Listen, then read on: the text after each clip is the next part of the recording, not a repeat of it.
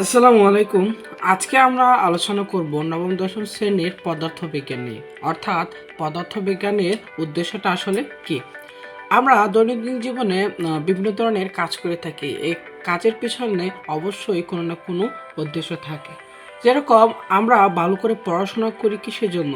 ভালো একটা result make করার জন্য, এবং পরবর্তীতে আমাদের ক্যারিয়ারটা যখন জন্য ভালোভাবে গড়তে পারে, সেই জন্য আমরা কী করি? ভালো করে পড়াশোনা করি। এখানে ভালো করে পড়াশোনা করার পিছনে একটা উদ্দেশ্য আছে। উদ্দেশ্যটা হচ্ছে কি, ভালো একটা ক্যারিয়ার।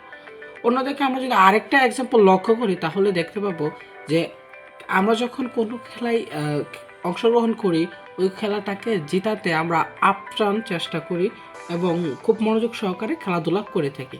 এখানে মনোযোগ সহকারে খেলাধুলা করে থাকি বা আপ্রাণ চেষ্টা করি কিসের জন্য?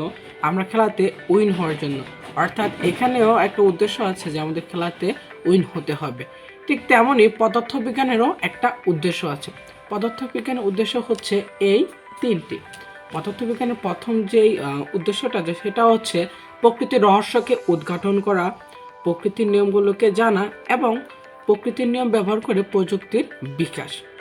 তো আমরা স্টেপ বাই স্টেপ জেনে নিব এই তিনটা স্টেপ দ্বারা আসলে কি বোঝাতে চেয়েছে। প্রকৃতির রহস্য উদ্ঘাটন, এটা বলতে যদি আমরা বুঝতে চাই, তাহলে আমরা আমাদের দৈনন্দিন জীবনের একটা সহজ এক্সাম্পল লক্ষ্য করতে পারি। আমরা যখন চিরুনি দিয়ে মাথা আঁচড়াই, তখন আবার এই চিরুনি দিয়ে যখন এক টুকরো কাগজের কাছাকাছি আনি, তখন দেখা যায় চিরুনিটা ওই এক টুকরো কাগজকে আকর্ষণ করছে।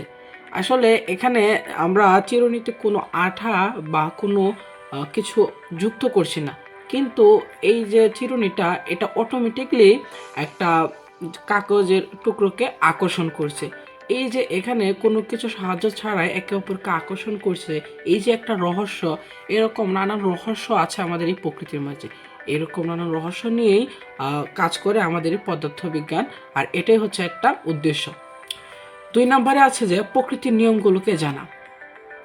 আমরা যখন একটা বলকে উপরের দিকে ছুঁড়ি, তখন বলটা আবার নিচের দিকে নেমে আসে।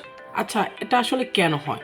আমরা তো জানি পৃথিবীর ভূপৃষ্ঠে 9.8 মিটার পার সেকেন্ড স্কোয়ারে একটা বস্তুকে নিচের দিকে টানতে থাকে। এই জন্যে কোনো বস্তুকে আমরা উপরের দিকে ছুঁড়লেও পরবর্তীতে বস্তুটা নিচের দিকে নেমে আসে। এই যে এটা হচ্ছে একটা কি প্রকৃতির নিয়ম। এরকম নিয়মকানুন নিয়ে আমাদের এই বিজ্ঞানের যে শাখায় বিস্তারিতভাবে আলোচনা করা হয়ে থাকে, সেটা হচ্ছে পদার্থবিজ্ঞানের একটা উদ্দেশ্য। পরবর্তীতে 7 নম্বর স্টেপে আছে প্রকৃতির নিয়ম ব্যবহার করে প্রযুক্তির উদ্ভাবন। আমরা এই যে একটা প্রকৃতির নিয়ম জানলাম, এই যে একটা বস্তুকে উপরের দিকে ছুড়লে বস্তুটা আবার কি করে নিচে নেমে আসে, অর্থাৎ পৃথিবী একটা বস্তুকে 9.8 মিটার পার সেকেন্ড স্কোয়ার নিচের দিকে টানে। এটাকে ব্যবহার করে আমরা কি করতে পারছি, বা বিজ্ঞানীরা একটা সূত্র দিতে পারছে, W=mg। এই সূত্রটা ব্যবহার করে, প্রকৃতির এই নিয়মটা ব্যবহার করে এই সূত্রটা তারা দিয়েছিল, এবং এই সূত্র দিয়ে আমরা পৃথিবীর বিভিন্ন জায়গায় বিভিন্ন বস্তুর ওজন পরিমাপ করতে পারছি। ঠিক আছে, এটা হচ্ছে প্রকৃতির নিয়ম ব্যবহার করে প্রযুক্তির একটা উদ্ভাবন। একইভাবে আমাদের বিজ্ঞানী আইনস্টাইন = mc², এই সূত্রটা উদ্ভাবন করেছেন প্রকৃতির নিয়মকে কাজে লাগিয়ে। অর্থাৎ এই যে বিশাল একটা শক্তির মহড়া তিনি সৃষ্টি করেছেন, সেটা হচ্ছে কি প্রযুক্তির একটা বিকাশ। এরকম নানান ধরনের প্রযুক্তির বিকাশ বা উন্নয়ন সাধন করা হচ্ছে পদার্থবিজ্ঞানের আরেকটা উদ্দেশ্য। আশা করি তোমরা এই টোটাল এই বিষয়টা বুঝতে পারছো। প্রথমে